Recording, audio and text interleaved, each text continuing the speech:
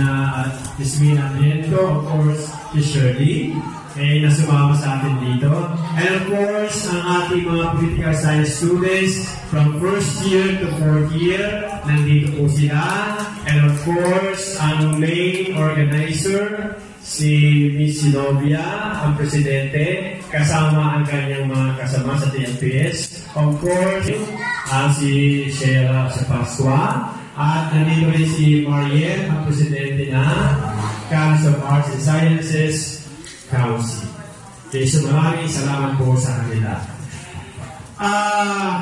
Itong pagbisita natin as part ng community outreach natin, actually, nagsimula ito, sabihin ng Project Family, 14 years. But actually, it was formalized only during the time of this Limakulangan.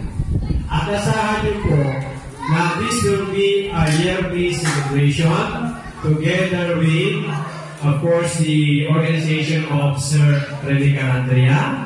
Ano ang pangalan doon?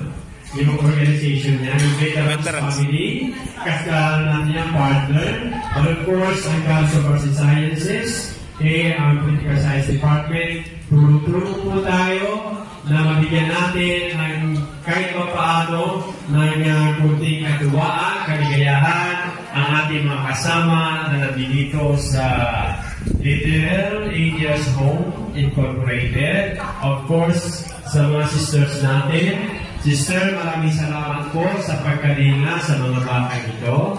At tandaan niyo po, ang Perpetual University ay handang tumulong po sa inyo. Okay. Ang Pasko po ay hindi lamang para sa lahat, para sa mga bata din at sa mga medyo may edad na. Ang diwa ng Pasko ay ang pagbibigayan, pagmamahalan, at pagpapakita ng malasakit sa ating kapwa.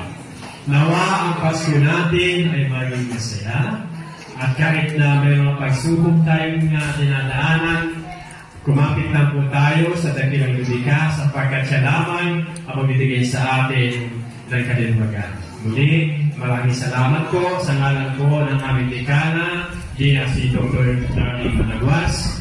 Nagpapaato po kami sa isang maligayang Pasko at maligong bagong taon sa inyo. Maraming salamat.